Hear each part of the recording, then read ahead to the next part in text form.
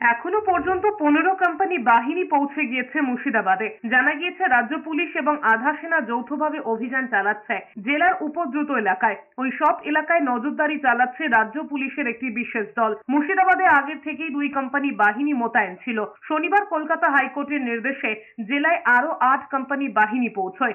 রবিবার সকালে সামগ্রিক পরিস্থিতি পর্যালোচনা করে জঙ্গিপুরে আরো 5 কোম্পানি সিআরপিএফ মোতায়েনের সিদ্ধান্ত নেওয়া হয়। ক্ষতিগ্রস্ত এলাকাগুলোকে স্পর্শকাতর এবং অতি স্পর্শকাতর এই 2 ভাগে ভাগ করে বাহিনী মোতায়েন করা হচ্ছে। জঙ্গিপুর পুলিশ জেলার ধুলিয়ান পুরো এলাকার পরিস্থিতি মোকাবিলায় বেশি জোর দিয়েছে বিএসএফ। শুধুমাত্র ধুলিয়ানে 300-র বেশি বিএসএফ জওয়ান মোতায়েন করা হয়েছে। জাতীয় সড়ক সচল রাখতে ফারাক্কা, সুতি, শামসেরগঞ্জে 2 কোম্পানি বাহিনী মোতায়েন রয়েছে। রুট মার্চ করছে আরো 2 কোম্পানি। কুইক রেসপন্স টিম প্রস্তুত রাখা হয়েছে। এরই মধ্যে ওয়াকফ আইন বিরোধী আন্দোলনে অশান্ত মুর্শিদাবাদের পরিস্থিতি এখন নিয়ন্ত্রণে আছে বলে দাবি করেছেন রাজ্য পুলিশের ডিজি রাজীব কুমার। পরিস্থিতি সরেজমিনে দেখতে শনিবারই মুর্শিদাবাদে গিয়েছেন ডিজিপি। জানিয়েছেন এখনো পর্যন্ত নতুন করে অশান্তির কোনো ঘটনা ঘটেনি।